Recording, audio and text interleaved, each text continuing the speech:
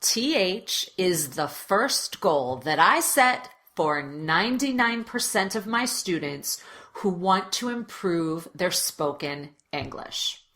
Yes, boring old TH, but let me tell you why it's such a great sound to work on first. Working on TH will improve your rhythm. It will improve your timing. It will add clarity to your speech. It will help with the way you connect words, and it will eliminate a lot of word confusion. It'll keep you from using the wrong word or using a word that you didn't mean to use. Plus, TH is really easy to fix. Vowels are definitely more difficult. Rhythm is very difficult to learn and practice. Intonation is very difficult to learn and practice. With TH, I can teach you the sound and get you a quick win. You'll hear results immediately in your spoken English, and that's going to get you excited and motivated to continue with everything else. So why is TH such a great sound to start with?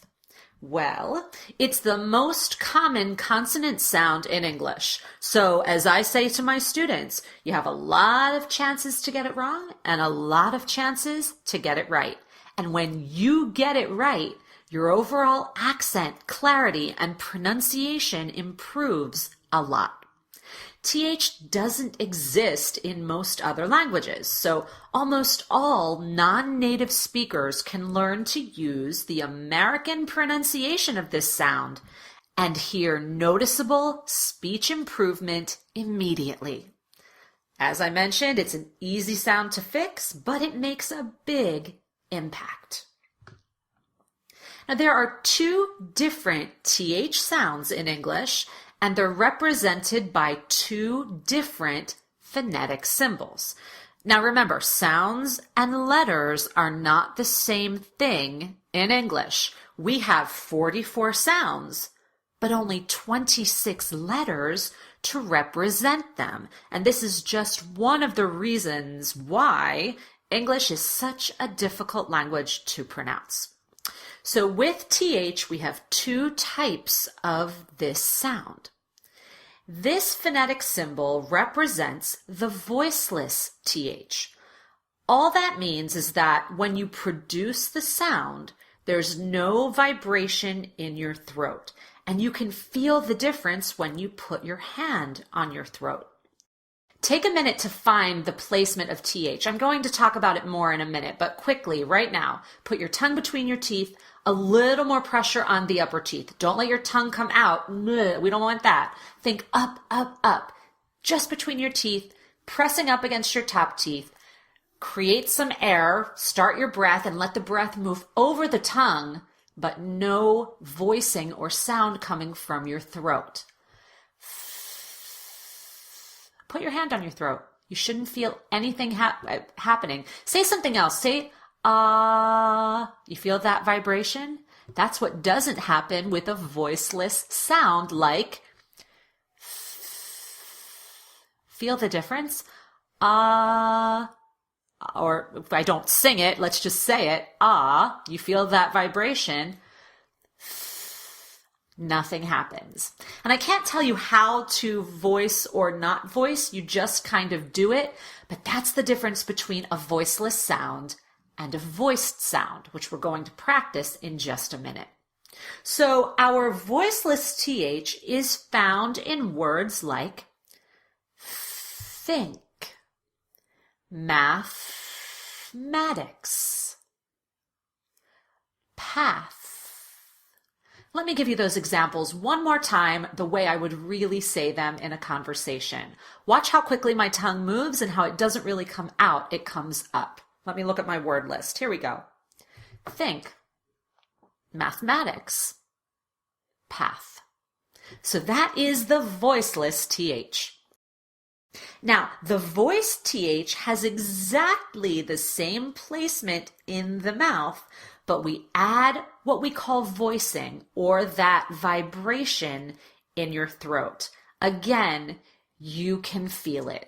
Put your hand on your throat, same thing. tongue between the teeth, a little more pressure on the upper teeth. This time you're going to use that sound that you used in ah. You're going to turn on your voice. And again, I can't tell you how to do it.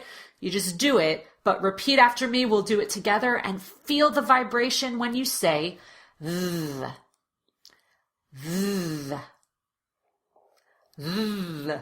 Yes, that's it. So you'll find that sound in words like van, mother, bathe. And it's really difficult to do at the ends of words, but luckily that doesn't happen too often. Let me give you those words again at a more conversational pace. Than, mother, bathe.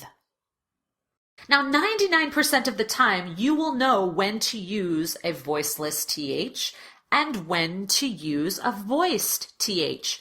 It actually feels wrong and feels difficult to say think or theory instead of think and theory, or to say than and that instead of than or that. It actually feels more difficult. But if you really have no idea which sound to use, this is something that you can look up in a dictionary. And most online dictionaries, I recommend Merriam-Webster Online, and they will pronounce the word for you, and you'll be able to hear whether it's voiced or voiceless. Now, most non-native speakers will substitute a t or a s. That's a T or an S, for a voiceless TH. So they will say things like tank instead of thank, or sink instead of think. Non-native speakers will usually substitute a D or a Z, that's a D or a Z, for the voiced TH. So these speakers will say, and you're probably doing one of these two things, dan instead of than, or zen instead of then. You are most likely making one of these substitutions depending on your native language. So let's go over the placement one more time to pronounce TH with an American pronunciation. Tongue between your teeth, just the tip of your tongue is sticking out. You're pressing against your upper teeth, so think up rather than out. As you start the breath, you let the breath come over your tongue. You don't use any voicing to start because we're doing voiceless first, and you get add voicing. Now turn on the voice. Do the exact same thing. Tongue between your teeth. A little more pressure on the upper teeth. Press up. Let the voice turn on, and you get v.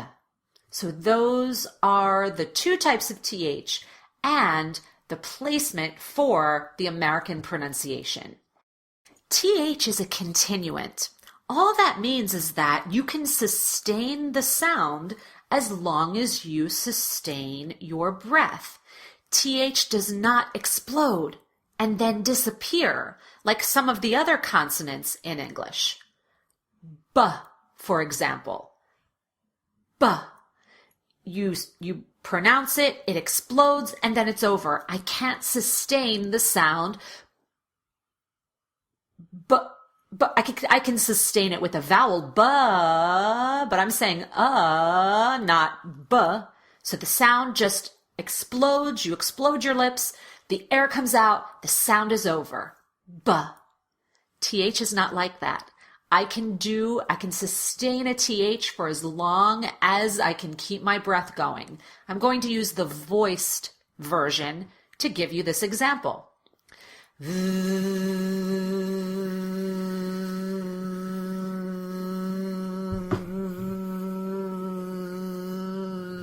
I could keep going. And that's a great way to actually practice getting a little more breath control, but we're not working on that today. But feel how different that feels. As opposed to b, b, b. It's over and it's done. Where TH, you can sustain it. And this is important because if you have your mouth in the right position, let's say for voice TH, but you explode it, listen to what happens. If you don't do that continuant where you sustain the breath, this is what happens. The.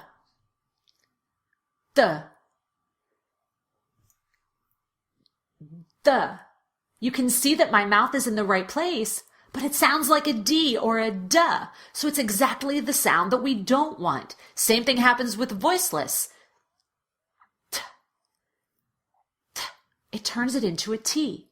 So making sure that you can sustain the sound or is very important for clarity, for rhythm, for timing, and for correct pronunciation of this sound. So remember, TH is a continuant. The sound can be sustained as long as you can sustain your breath. Let's practice both TH sounds in a few common words. We'll start with voiceless TH. So repeat after me. We'll do the words really slowly and exaggerate the TH at first. Then we'll say them in a much more conversational way. Here we go. Think.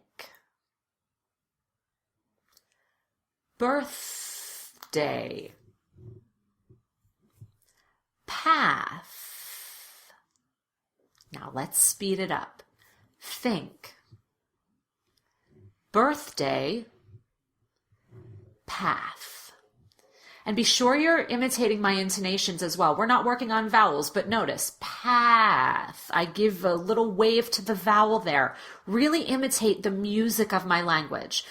It's not something I want you to think about actively right now. We're not going to learn about it in this lesson, but notice it, imitate it, and that will change your instincts for your spoken English. Okay, let's get some practice with the voiced sound. So same thing, slowly, then we will speed it up. Here we go. Van. Other. Smooth. Very good, and it's hard at the end. It's difficult to do. Let's speed it up. Let's say it in a normal conversational way. Van. Other. Smooth. Very good. In English, there are often multiple spellings that can represent a single sound. But with TH, we are lucky. When you see the letters TH, you say the sound th, the voiceless sound, or the voiced sound th, with only a few exceptions, and they are all on this slide. The most common exceptions are words that are spelled with TH, but pronounced as t, or the T sound. Let's go through them together. Repeat after me. Thomas. Teresa. Tie. Time. Thames. Esther.